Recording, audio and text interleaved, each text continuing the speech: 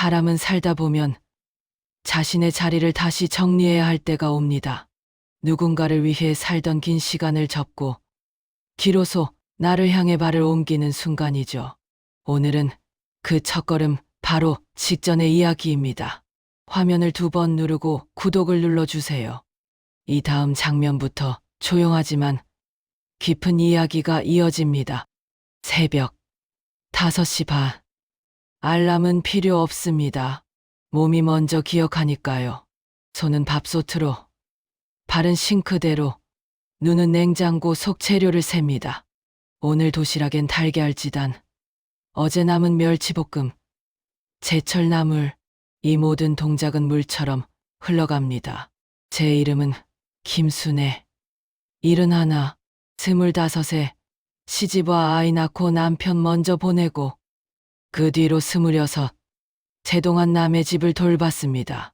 낡은 허리와 손마디마다 그 시간이 박혀있죠. 유정이 말합니다. 어머니 커피는 뜨겁지 않게 부탁드려요. 위가 안 좋아서요. 그래 알겠다. 반찬은 조금 싱겁게요. 어제는 좀 짰어요. 저는 대답합니다. 늘 짧고 순하게요. 그게 가족의 평온을 지키는 길이라 믿어왔거든요. 그런데 어느 순간부터 식탁의 온도는 미지근해졌습니다. 뜨겁지도 차갑지도 않은 사람 온기 없는 온도. 유정이 또 말합니다. 어머니 저녁은 정확히 6시에 차려주세요. 아이들 학원 시간 맞춰야 해요. 정확히라는 말은 요즘 제게 주문 같습니다. 맛도, 시간도, 생활도 정확하지 않은 건 나뿐인 것 같네요. 가끔 묻고 싶습니다. 유정아, 나는 가족일까? 가정부일까? 하지만 그 질문은 입술에서 흩어집니다. 유정이 말합니다. 아침부터 조금 조용히 해주세요. 회의가 있어서요. 저는 리모컨을 내려놓습니다. 볼륨을 줄이는 건 TV뿐이 아니네요. 제 목소리, 표정, 마음의 소리도 함께 줄어듭니다. 낮추고 또 낮추다 보면 어느 순간 아예 들리지 않게 되죠. 유정이 또 말합니다. 어머니 빨래는 따로 해주세요. 우리 옷이랑 섞이면 곤란해요. 같은 집에 살면서 같은 공기를 마시는데 세제 냄새 하나도 함께 할 수 없다는 말. 빨래 바구니 하나로도 경계는 생깁니다. 그날 밤 제 마음의 바구니엔 서러움이 담겼습니다. 오후 5시까지 타인의 집을 돌본 뒤 내 집의 저녁을 또 돌봅니다. 몸은 하루가 2번인 것처럼 움직이고 마음은 하루를 반씩 나눴습니다. 사람들은 말하죠. 손에 씨 손이 야무지네요. 그 말은 고맙지만 어느 날부턴가 허전해졌습니다. 내 손이 야무진 만큼 내 마음은 어디에 있었을까요? 밤마다 저는 입술 속으로 말하기 연습을 합니다. 유정아, 나도 가끔 늦게 쉬면 안 될까? 태호야, 오늘은 너희가 저녁을 할래? 그런데 그 문장들은 방 안의 공기와 자리를 바꾸기만 하고 아침이면 아무 일도 없었다는 듯 사라집니다.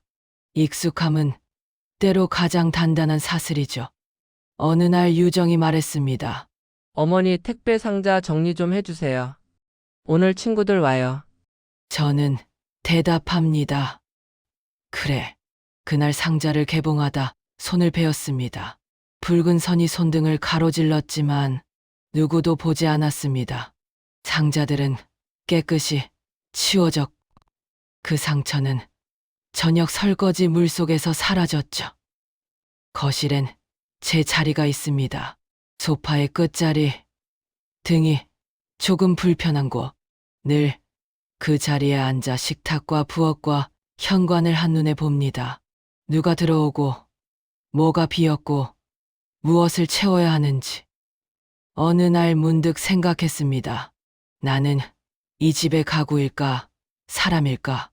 친구 영희에게서 전화가 왔습니다.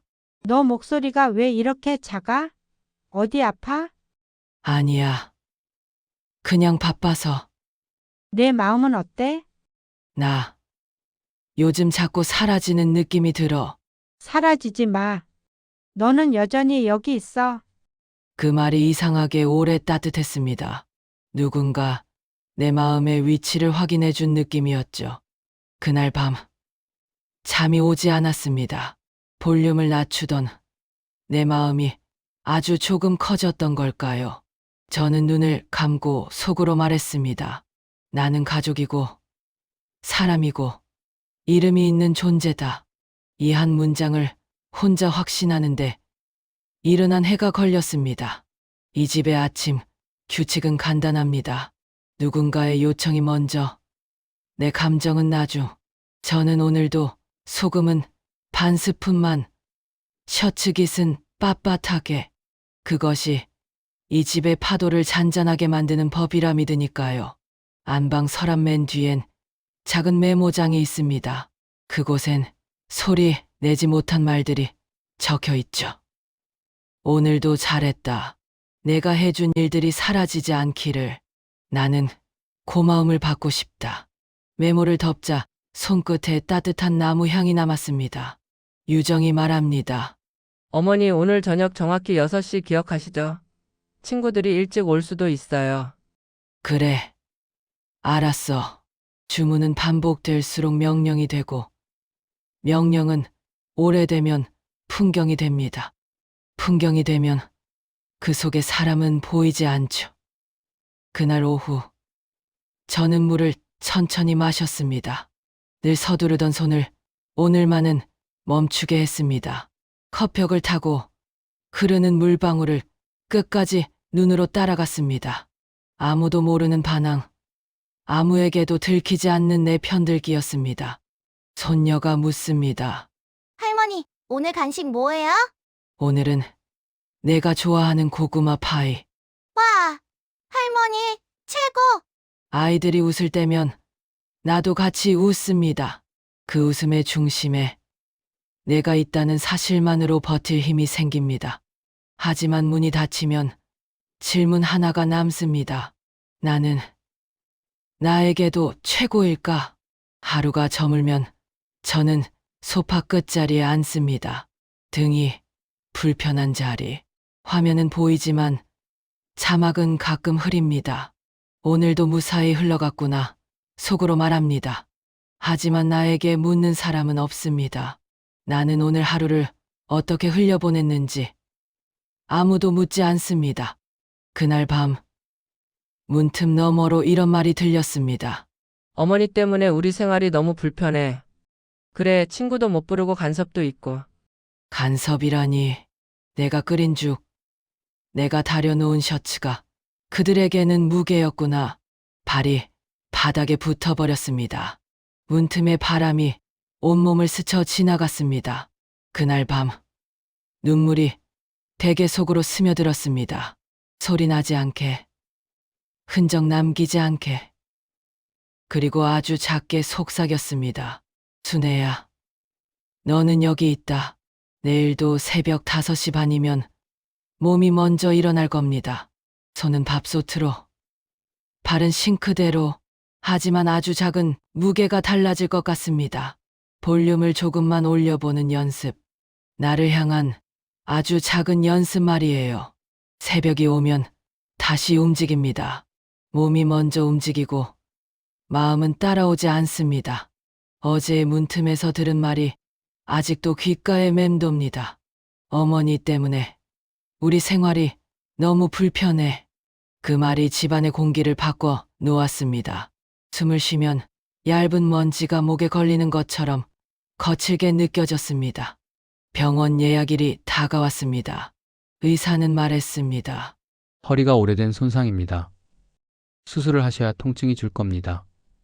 나는 고개를 끄덕였지만 마음은 더 깊은 곳으로 가라앉았습니다.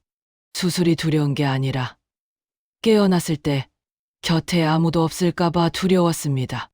집에 돌아와 조심스레 말했습니다. 태호야, 엄마가 수술해야 한대. 수술이요. 그럼 집안일은 어떻게 하죠? 그 한마디에 가슴 안쪽이 서늘해졌습니다. 나를 걱정하는 눈빛보다 먼저 저녁 시간표가 떠오르는구나.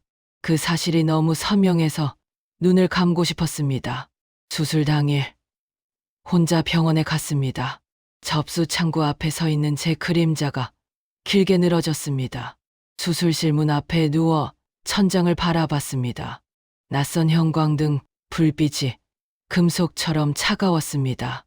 잠들기 직전 스스로에게 말했습니다. 순애야, 오늘도 잘 견뎌보자. 눈을 떴을 때 병실은 조용했습니다. 누군가가 내 이름을 불러줄 것 같았지만 아무도 오지 않았습니다. 물 한 잔이 필요했지만 손이 떨려서 컵을 제대로 잡지 못했습니다. 간호사가 묻습니다. 보호자는 아직 안 오셨어요? 다들 바빠요. 담담하게 말했지만 목소리는 내가 모르는 사람 것처럼 작았습니다. 저녁 무렵 창밖으로 노을이 깔렸습니다. 하늘은 예쁜데 오늘은 그 예쁨을 함께 나눌 사람이 없었습니다. 그 사실이 더 아팠습니다. 밤이 깊을수록 통증은 줄었지만 외로움은 커졌습니다. 나는 알았습니다. 내가 이 집에서 감당해 온 건 살림이 아니라 보이지 않는 외로움이었다는 걸. 퇴원하던 날도 혼자였습니다. 병원 문을 나서며 가방끈을 고쳐 매고 택시를 잡았습니다. 창밖으로 스쳐가는 풍경이 낯설었습니다. 나는 이 도시에서 너무 오래 살았지만 정작 나로 산 적은 별로 없었구나. 그 생각이 들자 갑자기 마음이 조용해졌습니다. 조용함은 때때로 결심의 다른 이름이었습니다. 현관문을 열자 며느리가 말했습니다. 어머니 수술 잘 되셨어요? 내일부터 집안일은 가능하실까요? 나는 천천히 대답했습니다. 의사가 한 달은 무리하지 말랬어. 그럼 한 달 동안 저희가 어떻게 하죠? 파출부라도 불러야 하나요? 돈이 많이 드는데. 말끝이 길게 늘어지는 사이 나는 마음속 문을 닫았습니다. 더 설득하지 않기로, 더 설명하지 않기로. 설명할수록 내가 작아지는 느낌이 들었기 때문입니다. 밤이 되어 문을 닫고 누웠습니다. 서랍에서 작은 메모장을 꺼냈습니다. 빈 페이지 위에 한 줄을 썼습니다. 이 집에서 나는 얼마나 사람으로 대접받았나. 펜 끝이 종이에 닿는 소리가 또렷했습니다. 그 소리는 이상할 만큼 위로가 되었습니다. 내가 내 편이 되어주는 소리였으니까요. 다음 날 아침 전화를 걸었습니다. 안녕하세요. 집을 팔고 싶습니다. 금매로요. 상담사는 물었습니다. 할머니 가족분들은 아시나요? 제 집이에요. 제가 결정합니다. 그 말을 입 밖으로 꺼내는 데에 오래 걸렸습니다. 하지만 막상 말하고 나니 숨이 조금 더 깊게 쉬어졌습니다. 부동산 직원이 집을 보러 왔습니다. 상태가 아주 좋네요. 오래됐지만 손이 잘 탔어요. 나는 웃었습니다. 오래된 집을 오래된 사람이 관리했다는 말이 그날만큼은 위로처럼 들렸습니다. 일주일이면 팔릴 거예요. 그럼 부탁합니다. 서류에 사인을 하고 도장을 찍었습니다. 페니종이 위를 지나가는 동안 나는 마음 한쪽에 다른 도장을 하나 더 찍었습니다. 나의 삶, 나의 결정. 그날 저녁 영희에게 전화가 왔습니다. 목소리가 오늘은 좀 다르네. 무슨 일 있었어? 집을 팔기로 했어. 잘했어. 너를 위한 결정이네. 영희의 목소리는 오래된 친구만이 가진 온기를 품고 있었습니다. 나는 아주 간단한 사실을 깨달았습니다. 누군가의 인정보다 더 중요한 건 내가 나를 인정하는 일이라는 것.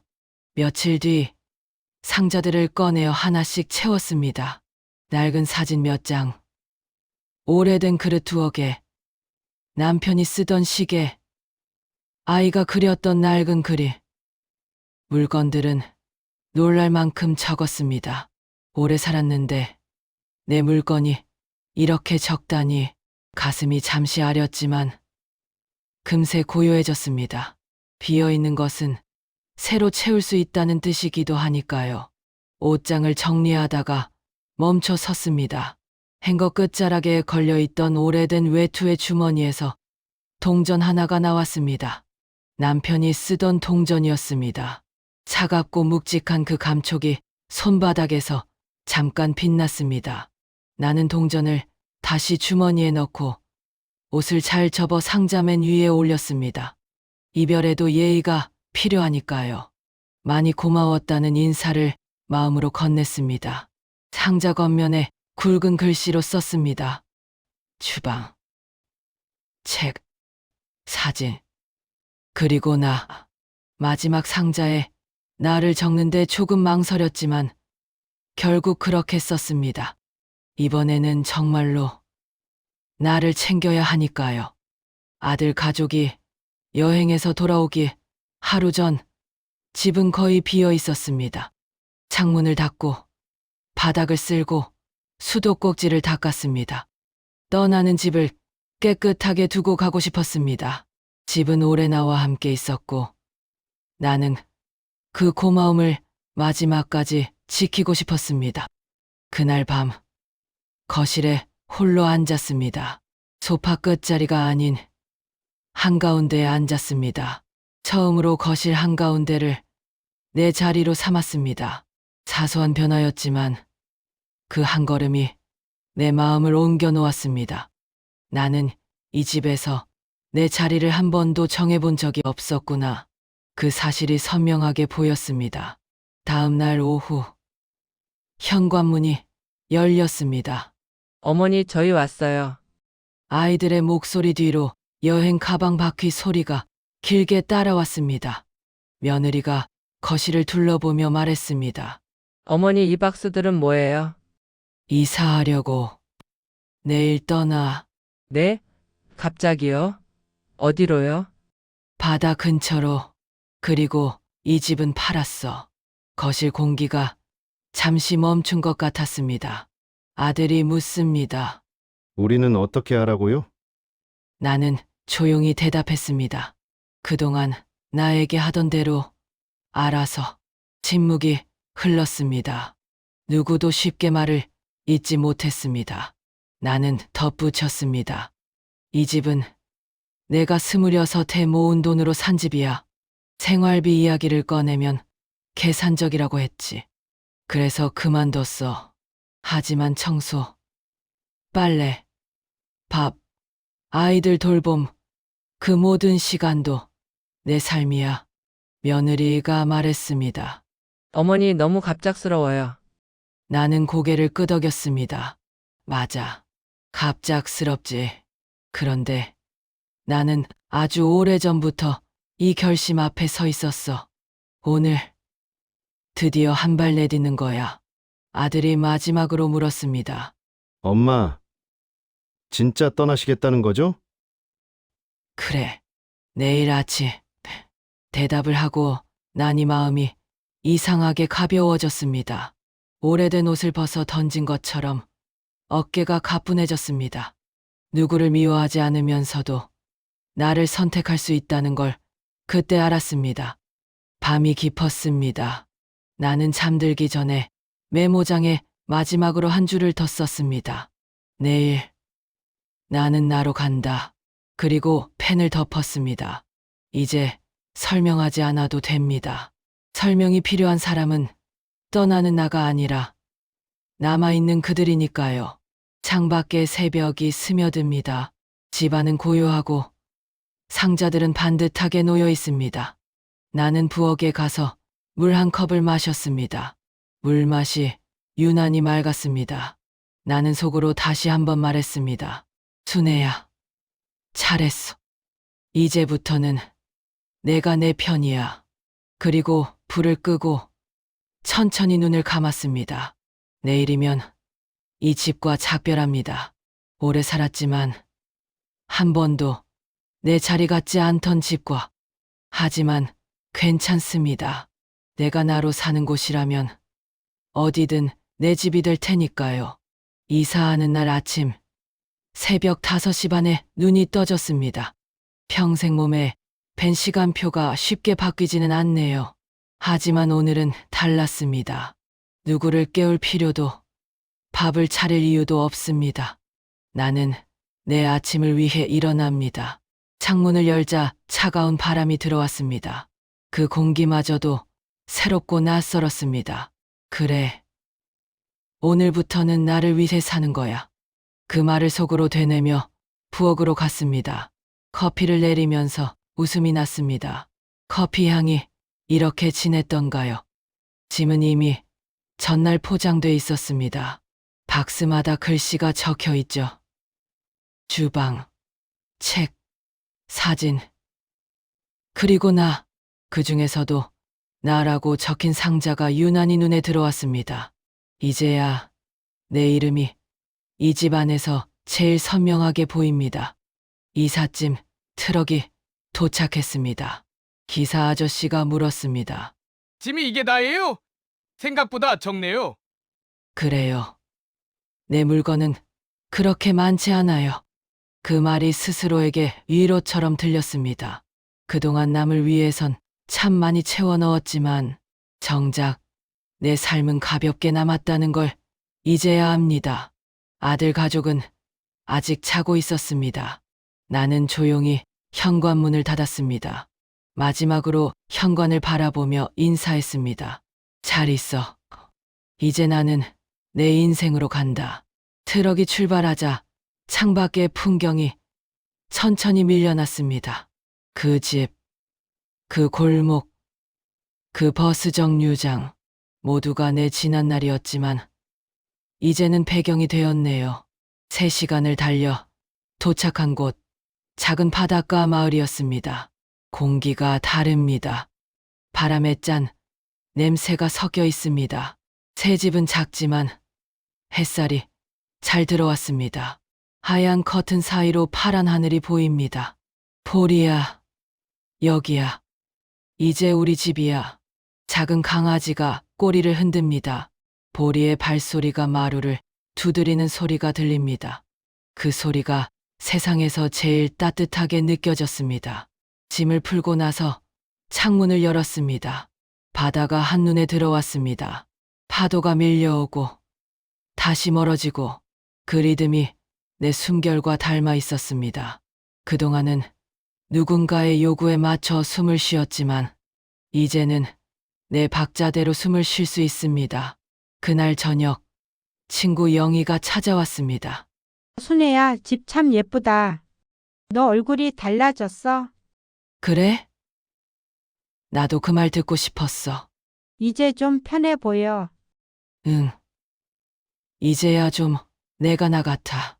짧은 대화였지만 오랜 친구만이 알아볼 수 있는 말이었습니다. 영희는 장을 봐와서 냄비에 된장찌개를 끓였습니다. 식탁에 앉아 밥을 먹는데 그냥 밥 한 숟가락이 왜 이렇게 눈물이 나는지 모르겠습니다. 그동안의 밥상은 늘 누군가를 위한 자리였지만 오늘은 오롯이 나를 위한 자리였기 때문이겠죠. 며칠이 지나 마을 사람들과 인사도 나누게 되었습니다. 새로 이사 오셨죠? 반가워요. 네. 혼자 살아요. 강아지랑요. 요즘 혼자 사는 분 많아요. 편하죠? 그 말이 이렇게 다정하게 들릴 줄 몰랐습니다. 혼자라는 단어가 외롭지 않게 들리는 건 처음이었습니다. 아침마다 바다로 산책을 나갑니다. 보리가 모래 위를 뛰어다니고 나는 그 뒤를 천천히 걷습니다. 파도 소리가 마음의 먼지를 씻어 주는 것 같았습니다. 살아온 세월의 무게가 모래 위로 내려앉습니다. 그리고 다시 파도가 그것을 가져갑니다. 가끔은 의자에 앉아 일기를 씁니다. 오늘 바람이 참 좋았다. 내가 나로 살고 있다. 지금 이대로 충분하다. 짧은 문장들이지만 그 안에는 내 인생의 고백이 담겨 있습니다. 어느 날 오후 현관 앞에 낯선 발소리가 들렸습니다. 문을 열자 아들 태호가 서 있었습니다. 얼굴이 많이 말라 있었습니다. 엄마 보고 싶어서 왔어요. 그래. 들어와. 먼 길 왔네. 태호는 잠시 말이 없었습니다. 엄마, 요즘 너무 힘들어요. 장모님 댁에서 지내는데 눈치도 보이고 아이들도 힘들어해요. 나는 고개를 끄덕였습니다. 그제야 조금 마음이 놓였어요. 이제야 그들이 스스로 깨달았다는 걸 알았으니까요. 엄마, 그동안 미안했어요. 괜찮아. 지금이라도 알았으니까. 다시 같이 살면 안 될까요? 태호야, 엄마는 이제 혼자 사는 게 좋아. 이곳이 좋아. 하지만 가끔은 놀러와. 너희가 잘 사는 게 그게 나한텐 제일 큰 효도야. 태호가 울먹이며 말했습니다. 엄마, 된장찌개 냄새가 나요. 응. 아까 끓였어. 먹을래?